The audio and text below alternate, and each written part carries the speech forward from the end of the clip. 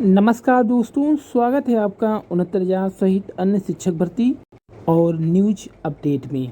तो आज बात होगा 69,000 शिक्षक भर्ती के नव नियुक्त शिक्षकों के वेतन संबंधित आज के मीटिंग और 69,000 शिक्षक भर्ती के थर्ड काउंसलिंग से संबंधित क्या प्रक्रिया चल रही है। सरकार द्वारा जारी दिशा निर्देशों का पालन करें। सफाई, दवाई और कड़ाई, जीतेंगे कोरोना से लड़ाई। 69,000 शिक्षक भर्ती के जिस शिक्षकों का सत्यापन 26 अप्रैल तक कराए जाने के बाद आज मीटिंग हुई है बेसिक शिक्षा मंत्री श्री सतीश द्विवेदी जी और अन्य सभी अधिकारियों के बीच में। तो आइए देखते हैं उस मीटिंग में क्या क्या बात हुआ है।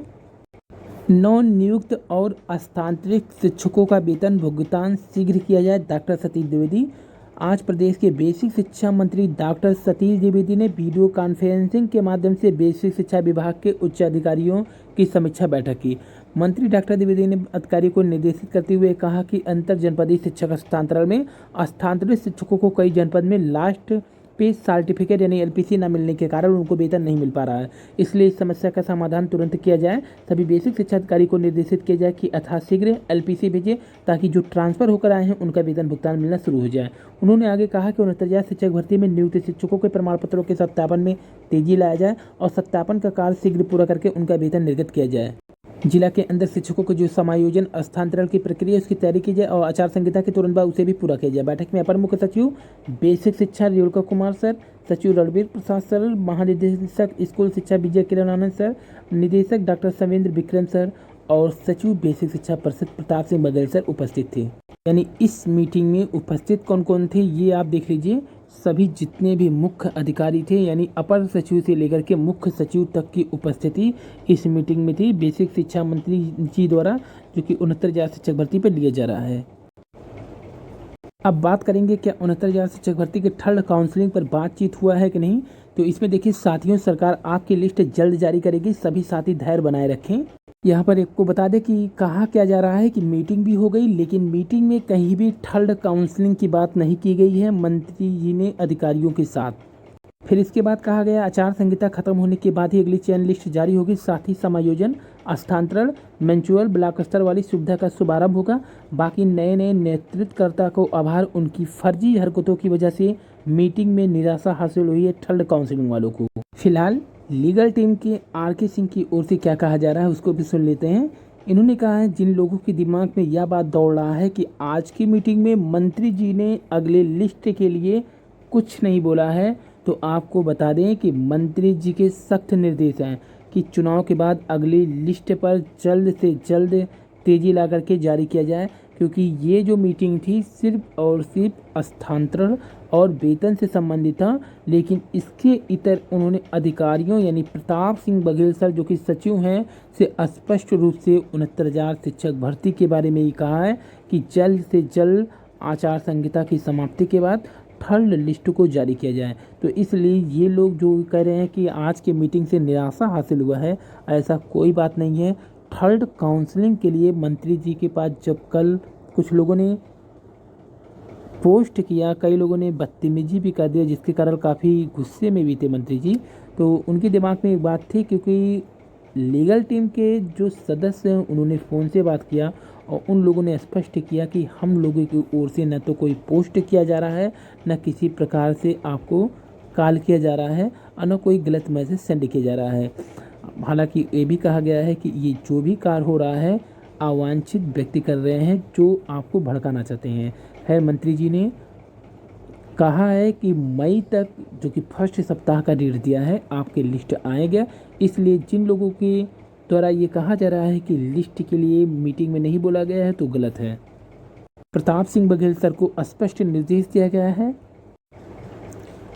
कि 26 तक ये कार्य करने के बाद तुरंत थर्ड काउंसलिंग के लिस्ट पर जो भी कार्य रुका हो उस पर तेजी लाएं, क्योंकि अभी जो थर्ड काउंसलिंग की प्रक्रिया है उसमें लगभग सीटों की संख्या क्लियर हो गया है। जैसा कि डीजे सर की जो पीए से बात हुआ था उनके अनुसार सिर्फ 2 से 5 डिस्ट्रिक्ट की जो डाटा बचे हुए हैं, वो भी डाटा क्या उन्होंने भेज दिया डाटा, लेकिन वो सही फॉर्मेट में नहीं भेजे हैं। अगर वही डाटा क्लियर हो गया होगा तो लिस्ट पर कुछ बचा नहीं है।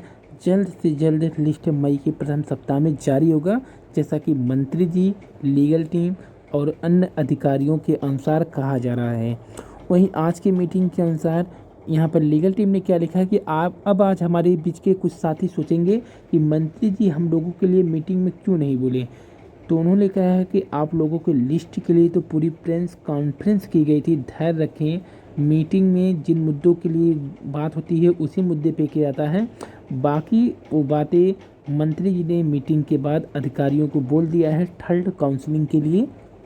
वहीं लखनऊ की लीगल टीम की ओर से, गोरखपुर की लीगल टीम की ओर से को ये कहा गया है कि कल जो भी घटना घटी है उसको लेकर के हम सभी लोग बहुत परेशान हैं। आप भी बहुत ज़्यादा परेशान हो, तो मैं कहना चाहता हूं कि आप जब भी मंत्री जी से मिलो या बात करो तो उनसे बोलना कि यह जो कल की घटना है वह सब आंसर की और एमआरसी वालों की चाल है, जिससे आप परेशान हो जाएं और सूची निकालने में और ज़्यादा देरी करें।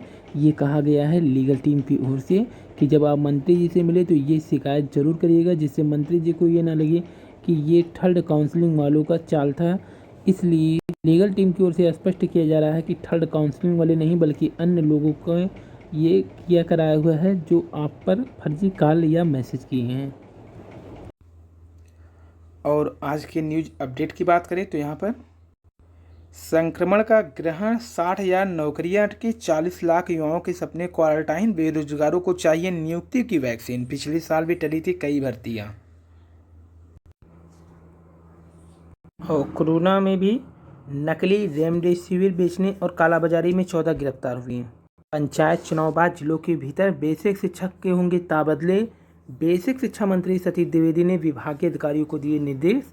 आचार संहिता के तत्काल बाद तैयारी का फरमान, नवनियुक्त और स्थानांतरित शिक्षकों को जल्द दिलाए वेतन और सख्ती ब्याज आए 5,000 से अधिक तो सूचना देनी होगी। पंचायत दिवस पर आज यूपी को मिलेंगे 5 पुरस्कार। कोरोना कर्फ्यू में भी फैक्ट्रियां चलेंगी, मुख्य सचिव ने दिया निर्देश, आवश्यक सेवाओं की आपूर्ति बाधित नहीं होगी।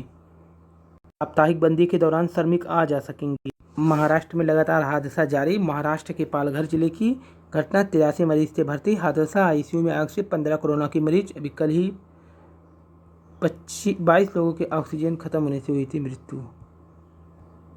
उखड़ती सांसों को संभालेगी विराफिन दवा, रेमडेसिविर प्रोटोकॉल से हटाया, ऑक्सीजन स्तर 90 से नीचे तो आईसीयू में भर्ती जरूरी। और सुप्रीम कोर्ट कोरोना पर आलोचना होने से नाराज, राष्ट्रीय नीति बनाने संबंधी स्वतः संज्ञान की आलोचना की गई थी। हरीश साल्वे को मामले से न्याय मित्र के तौर पर हटने की अनुमति। अब कोरोना के इलाज में जायडस की दवा को मंजूरी दे दी गई है। 8,194 भर्तियों को शाखा स्पष्ट करने का मौका मिलेगा। व्यवसायिक शिक्षा विकास विभाग के तहत निकली है भर्ती। एसएससी की भर्ती में असफल अभ्यर्थी भी पा सकेंगे अब नौकरी। अच्छी खबर ये कंपनी का है, 7 दिनों में वायरस को खत्म करने में सक्षम है ये दवा। अभ्यर्थियों का ब्यौरा जारी करने को एसएससी तैयार हो गया है इस समय।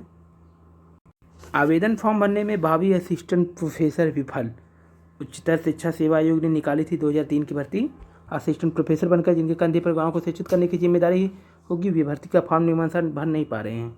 वैसे अभ्यर्थियों की संख्या 100-200 नहीं बल्कि पूरे 1000 से ऊपर है।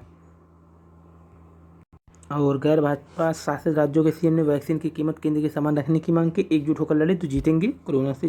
वहीं सुखद खबर है, कोरोना वैक्सीन की दूसरी डोज लेने के बाद 99% लोग संक्रमित नहीं हुए हैं। पहली डोज के बाद सिर्फ 0.02% लोग ही संक्रमित हुए हैं। अच्छी सोच सकारात्मक रही, 6 दिन के अंदर कर ली रिकवरी। मनमीत कौर जो कि कोरोना संक्रमित हुए थे, 6 दिन में ही रिकवरी कर लिया।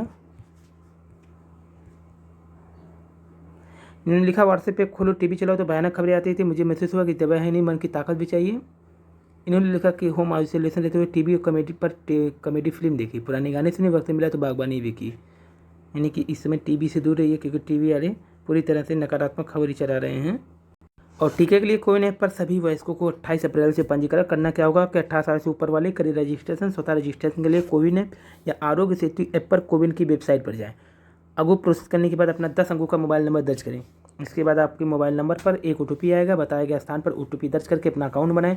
नाम, उम्र, लैंगिक जानकारी देने के साथ पहचान पत्र अपलोड करें। अपनी पसंद का टीकाकरण केंद्र और तारीख का चयन करें। एक मोबाइल नंबर के जरिए 4 अपॉइंटमेंट ली जा सकती है। वरिष्ठ नागरिक का रजिस्ट्रेशन 15/7 डायल करके किया जा सकता है।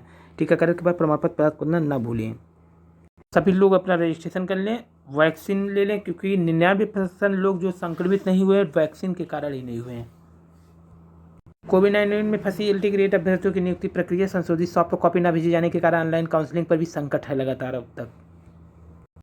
तो ये 69,000 शिक्षक भर्ती से संबंधित न्यूज, जिसमें मंत्री जी ने सभी अधिकारियों के साथ तो मीटिंग किया, लेकिन 69,000 थर्ड काउंसलिंग पर जो कह रहे हैं बातचीत नहीं हुआ, तो ऐसा कुछ नहीं है। उस मीटिंग में नहीं उठा है, लेकिन अलग से सभी मंत्री जी से बात हुआ है प्रताप सिंह बघेल सर का। और ये सबसे बेस्ट तरीका है ऑक्सीजन लेवल बढ़ाने का। एक तकिया गर्दन के नीचे, एक या दो तकिया कमर से सीने तक, 2 तकिए पैर के पंजों के नीचे। फेफड़ों के लिए बेहद कारगर है भाप लेना।